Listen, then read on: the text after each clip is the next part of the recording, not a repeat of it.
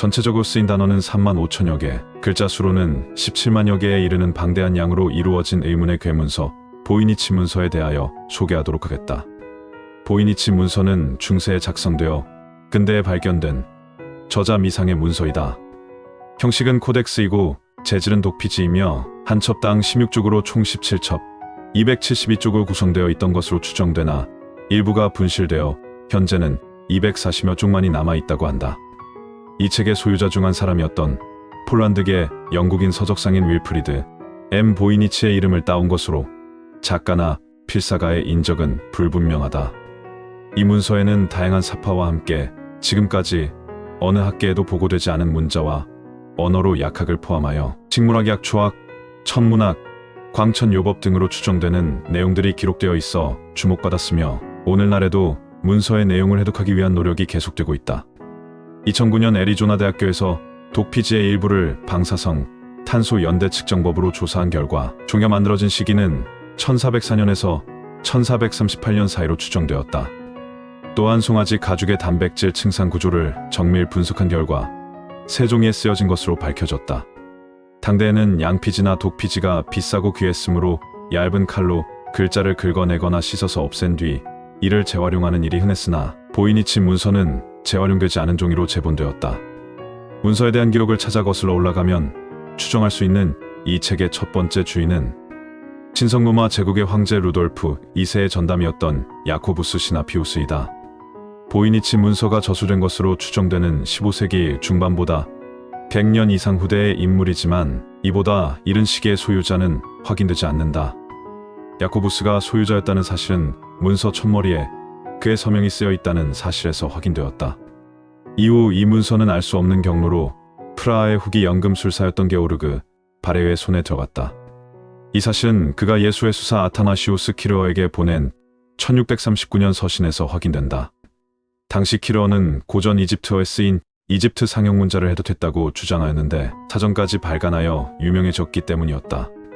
바레가 죽은 뒤 이 문서는 그와 친분관계가 있던 얀 마레크 마르치에게 넘어갔으며 마르치 역시 이 문서의 정체에 대해 알아내려 노력하다가 죽기 전인 1665년 다시 키르어에게 보이니치 문서를 보내면서 다음과 같은 내용을 실었다. 편지의 내용에 따르면 보이니치 문서는 신성로마 제국의 황실 도서관에서 관리하던 책이었고 야코부스 시나피우스가 루돌프 2세로부터 책을 얻어냈을 것이라는 해석이 가능하나 실제로 루돌프 2세가 이 책의 소유자였는지 아니면 낭설에 불과한 것인지는 확인되지 않았다. 또 영국의 철학자인 로저 베이컨과의 연관성도 밝혀지지 않았으며 베이컨은 13세기 인물이므로 이후의 연대 측정 결과와 모순되어 그가 실제 저자일 가능성은 낮다. 애석하게도 키르어 역시 이 문서는 해독하지 못했는지 이 문서에 대한 별다른 기록을 남기지 않았다.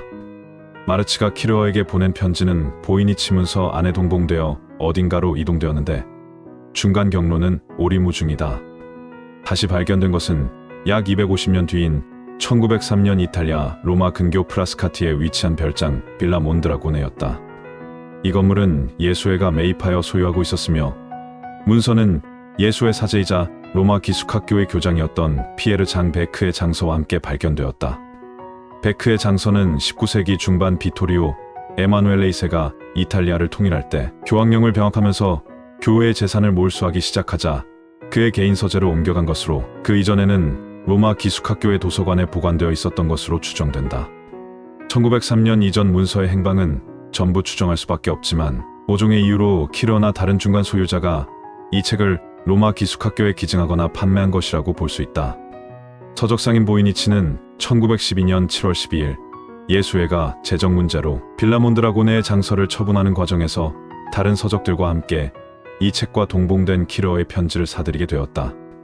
그는 문서에 흥미를 느껴 그 내용을 세간에 공개하고 자신도 오랜 시간 연구했으며 이때부터 여러 학자들이 문서 해독에 참여하면서 그의 이름을 따 보이니치 문서라고 불리게 되었다. 보이니치 사후의 문서는 그의 아내를 통해 친구 앤닐에게 넘겨졌고 앤닐은 다시 다른 서적상 헨스 크러스에게 책을 팔았다. 크러스는 1969년 책을 예일 대학교에 기증하여 지금까지 예일 대학교 바이네케 도서관에서 보관 중에 있다. 발견 당시부터 정체불명의 문자가 적혀 있는 것으로 주목받았고 이에 저명한 언어학자들에게 자문을 구했지만 무엇을 적은 것인지 알아내지 못했다. 이 문서에서 사용하는 것과 비슷한 언어는 여지껏 세계 어디에서도 발견된 적이 없기 때문이다. 함께 그려져 있는 사파에는 약학이나 식물학, 생물학, 천문학적 내용으로 추정되는 것들이 묘사되어 있었으며 이를 바탕으로 과학이나 철학, 종교 등 광범위한 학문에 대해 쓰인 것으로 추정하는 것이 전부였다. 아예 처음부터 의미 없는 낙서이거나 글자를 모방한 예술 작품이나 장식이 아닌가 하는 의견도 나왔으나 자세히 조사한 결과 언어의 특성을 닮은 체계성이 발견되었다.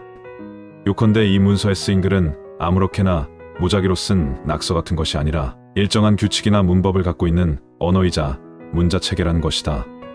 그러나 이 언어는 문서가 발견되었던 지역에서 주로 쓰이는 인도유럽어족의 보편적인 특징과는 다소 일치하지 않는 점이 있었다. 어떤 글자는 단어 앞에만 나오고 다른 글자는 끝에 혹은 중간에만 나오는 경우가 있다. 라틴 문자나 그리스 문자에는 이런 현상이 없다시피 하다.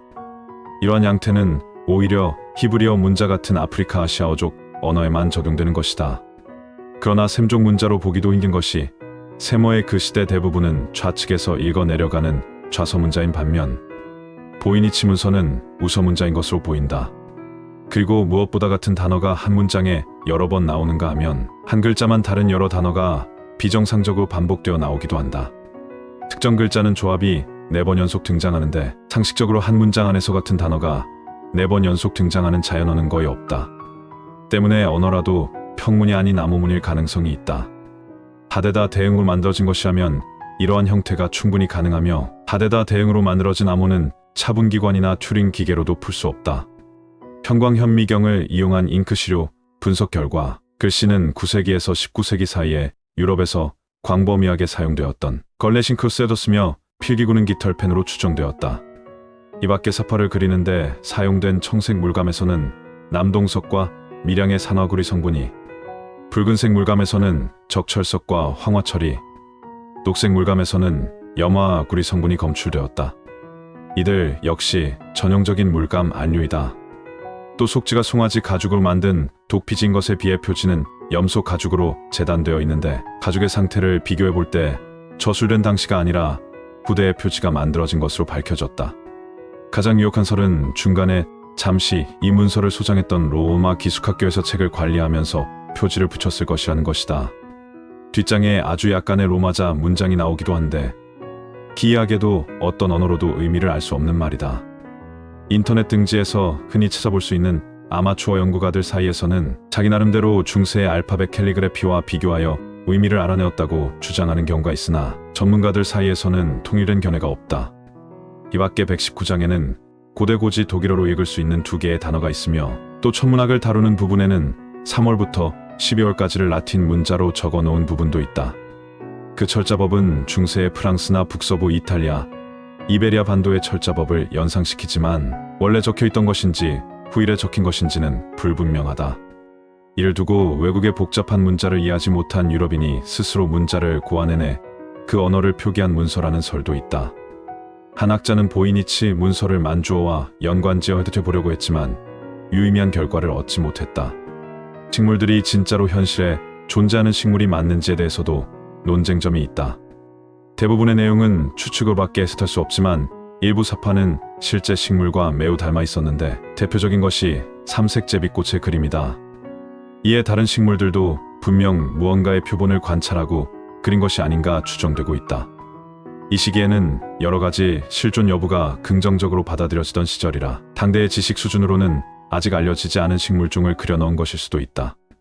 천문학 항목에서는 은하와 은하수로 해석될 수 있는 그림들이 동심원으로 표현되어 있어 화제를 낳았다. 당시는 아직 은하의 존재가 알려지지 않았고 천동설이 유효하던 시절이기 때문에 무엇을 표현하려고 했는가에 대해서는 확실한 견해가 없다. 그러나 여인들이 별을 들고 둘러선 사파에 비추어 천체에 관한 종교적 해석이나 점성술을 나타내려 했다는 설이 있으며 실제로 밤하늘을 관측한 결과를 토대로 별자리나 성단의 분포를 나타내었다고 보는 설도 있다. 책의 페이지 가운데에는 한 장에 많은 그림을 넣기 위해 큰 속지를 접어 넣어둔 부분도 있으며 맨 뒷장에는 몇 장의 내용이 뜯겨나간 흔적도 관찰되었다. 이것이 의도적으로 훼손되었는지 책을 보존하며 유실된 것인지는 알려진 바 없다. 책의 내용에 관한 중요한 단서가 있었을 것이라거나 사전 형태에 걸맞는 책의 색인이 들어 있었을 것이라는 추측도 있으나 검증할 방법은 없는 상황이다.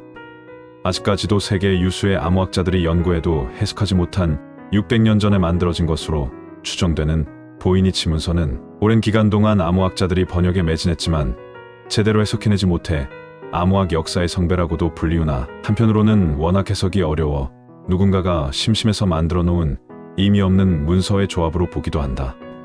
그림으로 유추해보면 6가지 분야에 대해 기술한 서적으로 쓴 사람은 의미를 알고 쓰지 않았을까 싶을 정도로 유려한 필체로 쓰여져 있다고 한다. 그래서 더욱 전문가들의 관심을 받게 되지 않았을까 싶다. 그냥 장난으로 쓰기에는 너무 방대하고 어마어마한 양이기 때문이다. 기묘한 그림과 문자, 무엇보다 해석을 못하고 있다고 하니 더더욱 관심을 가지게 되는 것 같다. 정작 해석을 해보니 별거 아니었네 라고 판단하게 될지라도 해석하기 전까지가 몹시도 궁금한 것은 어쩔 수 없는 인간의 본성인가 보다.